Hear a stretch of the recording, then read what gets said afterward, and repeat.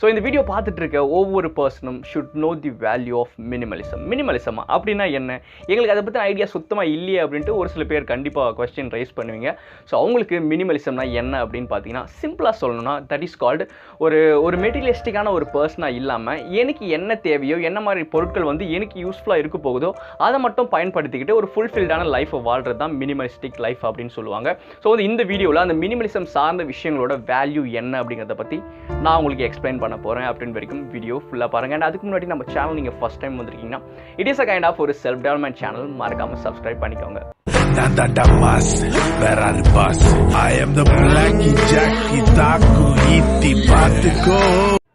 Excuse me, உங்களோட ரூமை வந்து ஒரு நிமிஷம் எல்லாருமே சுற்றி பாருங்கள். என்னென்ன மாதிரியான பொருட்களை எங்கெங்கே வச்சிருக்கீங்க அப்படிங்கிறத வந்து கரெக்டாக பார்த்துக்கிட்டு அந்த பொருள் என்னோட லைஃப்பில் என்ன மாதிரியான ஒரு கான்ட்ரிபியூஷனை செலுத்துது அப்படிங்கிறத பார்த்தீங்கன்னா, ஸோ வந்து இந்த இடத்துல நான் ஒரு சிஸ்டம் வச்சுருக்கேன்னா, இந்த சிஸ்டம் அப்படிங்கிற ஒரு விஷயம் வந்து அந்த பெட்டில் நான் உட்காந்துட்டு இருக்கும்போது அந்த சிஸ்டம் வந்து என் கண்ணில் படும். அதை ஆன் பண்ணல, பட் அந்த ஒரு பொருள் அப்படிங்கிறது என்னோட ரூமில் இருந்துட்டு இருக்கு அப்படிங்கிறதுனால அதை பார்த்த உடனேயே எனக்கு என்ன தோணும் அப்படின்னு பார்த்தீங்கன்னா, ஓகே சிஸ்டம் இருக்குது செய்யுது இல்லையா, நம்ம ஏதாச்சும் ஒர்க் பண்ணுவோம், நம்ம ஏதாச்சும் கேம்ஸ் ஆடுவோம், இல்லை ஏதோ ஒரு வெப் சர்ஃபிங் பண்ணுற மாதிரி நம்ம ஏதோ ஒரு பண்ணுவோம் அப்படிங்கிற மாதிரி அந்த ஒரு பொருளை பார்த்த உடனே ஒரு சின்ன ஒரு ஸ்பார்க் அப்படிங்கிறது எனக்குள்ள ஏற்பட ஆரம்பிக்கும்.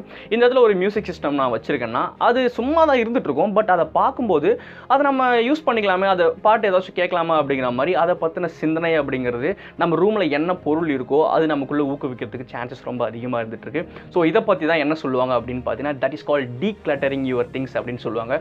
உங்களோட ரூமில் என்ன மாதிரியான பொருட்கள் வச்சிருக்கீங்களோ அது உங்களோட தாட்ஸை வெகுவாக இன்ஃப்ளூயன்ஸ் பண்ணிட்டு இருக்கு. ஸோ வந்து நீங்களே வந்து அதெல்லாம் வேணாம் அப்படின்னு நினச்சாலும் உங்களோட ரூமில் என்னென்ன மாதிரியான பொருட்கள்லாம் வச்சிருக்கீங்களோ அதை பார்த்த உடனேயே அதை பற்றின தாட்ஸ் வந்து ஆட்டோமேட்டிக்காக உங்களுக்குள்ள ஸ்டிமுலேட் ஆகிறதுக்கு வாய்ப்பு இருக்குது. ஸோ இப்போ முடிவு பண்ணுங்கள், உங்களோட ரூமில் என்னென்ன மாதிரியான யூஸ்ஃபுல் திங்ஸ் இருந்துட்டு இருக்கு.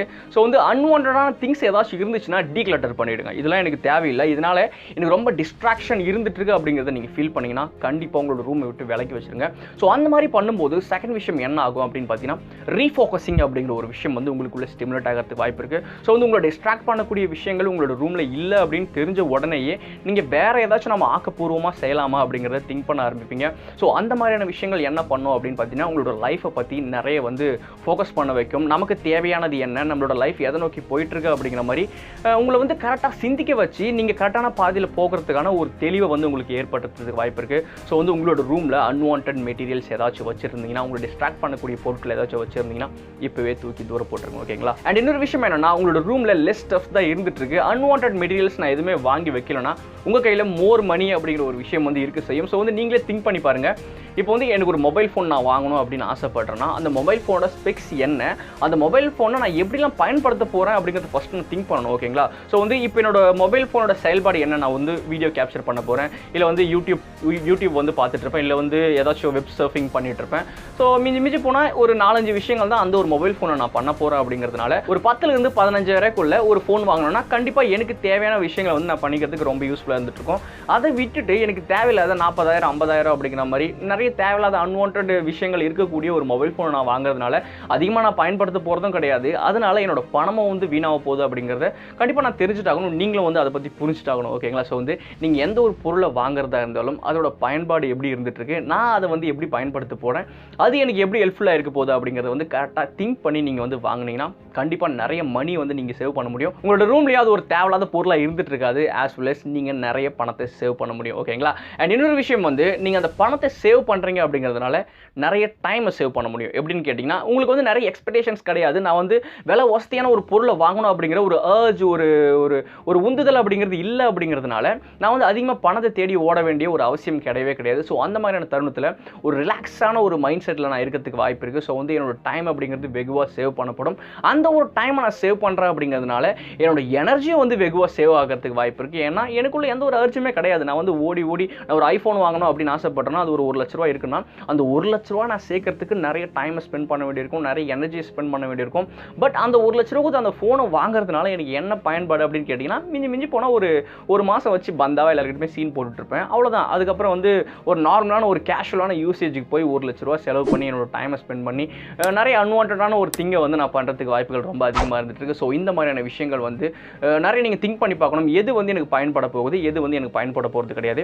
இந்த பொருள்னால என்னோட லைஃப்பில் என்னென்ன மாதிரியான விஷயங்கள், அதாவது தவறான விஷயங்கள் நடக்கிறதுக்கு வாய்ப்பு இருக்குது, என்னென்ன மாதிரியான ப்ரொடக்டிவான விஷயங்கள் நடக்கிறதுக்கு வாய்ப்பு இருக்குது அப்படிங்கிறத திங்க் பண்ணி உங்களோட ரூமில் என்னென்ன மாதிரியான பொருட்கள் நீங்கள் வச்சிருக்கீங்க அப்படிங்கிறத கரெக்டாக கால்குலேட் பண்ணி அதனால் எனக்கு சாதகமாக இருக்க போகுதா பாதகமாக இருக்க போகுதா அப்படிங்கிறத திங்க் பண்ணி அந்த ஒரு பொருட்களை வந்து உங்களோட ரூமில் வச்சுக்கணும் அப்படிங்கிற ஒரு மனநிலையை வந்து எப்பவுமே ஏற்படுத்திக்கோங்க. ஸோ வந்து இது ஒரு சாதாரணமான விஷயம் அப்படிலாம் நினச்சிக்காதீங்க. நான் சொன்ன மாதிரி அந்த ஒரு பொருள் அப்படிங்கிறது மிகப்பெரிய தாட்ஸ் வந்து உங்களுக்குள்ள ஏற்படுத்துறதுக்கு வாய்ப்பு இருக்குது. உங்களோட செயல்பாடு வந்து முற்றிலுமாக முடக்கி போகிறதுக்கு வாய்ப்பு இருக்குது. ஸோ வந்து உங்கள் ரூமை கரெக்டாக மெயின்டைன் பண்ணிக்கோங்க. கரெக்டாக கஸ்டமைஸ் பண்ணி வச்சுக்கிட்டிங்கன்னா உங்களோட டைம், எனர்ஜி, மணி இது மூணுமே வெகுவாக சேவ் பண்ணப்படும் அப்படிங்கிறத கரெக்டாக புரிஞ்சுக்கிட்டு, அது மட்டும் இல்லாமல் நிறைய தேவையில்லாத பொருள் இல்லை அப்படிங்கிறதுனால உங்களோட தாட்ஸ் வந்து கரெக்டாக ஃப்ரெஷ்ஷாக இருந்துட்டு நீங்கள் வந்து எது மேலே ஃபோக்கஸ் பண்ணணுமோ உங்களோட செயல்கள் மேலே கரெக்டாக ஃபோக்கஸ் பண்ணுறதுக்கு இது ரொம்ப ஹெல்ப்ஃபுல்லாக இருக்கிறதுக்கு வாய்ப்பு இருக்குது. ஸோ இந்த மாதிரியான விஷயங்களை கரெக்டாக தெரிஞ்சுக்கிட்டு ஒரு மினிமலிஸ்டிக்கான ஒரு பர்சனாக நான் இருக்கணும் அப்படிங்கிறத முழுமையாக வந்து கடைபிடிக்க தெரிஞ்சுக்கோங்க. ஓகேங்களா? ஸோ வந்து சிம்பிளாக ஒரு தாட், என்ன மாதிரியான ஒரு தாட் நீங்கள் வச்சிக்கலாம் அப்படின்னு பார்த்தீங்கன்னா, நான் ஒரு காட்டில் வாழ்ந்துட்டுருக்கேன்.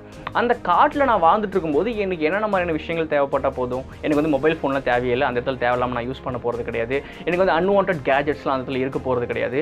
அந்த காட்டில் நான் வாழ்ந்துட்டுருக்கேன் அப்படிங்கும்போது அந்த இடத்துல நான் சாப்பாட்டுக்காக உழைச்சா போதும், அந்த இடத்துல என்னை வந்து நான் சர்வை பண்ணிக்கிறதுக்காக நான் உழைச்சா போதும் அப்படிங்கிற ஒரு தாட்டில் தான் நம்ம இருந்துட்டு இருப்போம் தெரியுமா? ஸோ அந்த ஒரு தாட்டை வந்து எப்பவுமே உங்களுக்குள்ளே வச்சுக்கிட்டு நீங்கள் உங்கள் ரூமில் இருந்தாலும் ஒரு காட்டுக்குள்ளே இருந்துட்டு இருக்கீங்க. ஸோ அந்த காட்டுக்குள்ளே எனக்கு இது இருந்தால் போதும் அப்படிங்கிற மாதிரியான ஒரு சில விஷயங்களை நீங்கள் பண்ணும்போது ரொம்ப ஸ்ட்ரெஸ் இல்லாமல் ஒரு சந்தோஷமான ஒரு நிறைவான வாழ்க்கை நீங்கள் வாழ்றதுக்கு வாய்ப்பு இருக்குது. ஸோ மினிமலிசம் அப்படிங்கிற ஒரு விஷயத்தை எல்லாத்துக்குமே கடைபிடிக்க தெரிஞ்சுக்கோங்க. ஸோ கண்டிப்பாக இந்த வீடியோ உங்களுக்கு பிடிச்சிருக்கும் அப்படின்னு நினைக்கிறேன். பிடிச்சிருந்தா உங்களோட ஃப்ரெண்ட்ஸோட ஷேர் பண்ணிக்கோங்க. மறக்காம நம்ம சேனலை சப்ஸ்கிரைப் பண்ணிக்கோங்க. தேங்க்ஸ் ஃபார் வாட்சிங் this video. Be happy, be optimistic.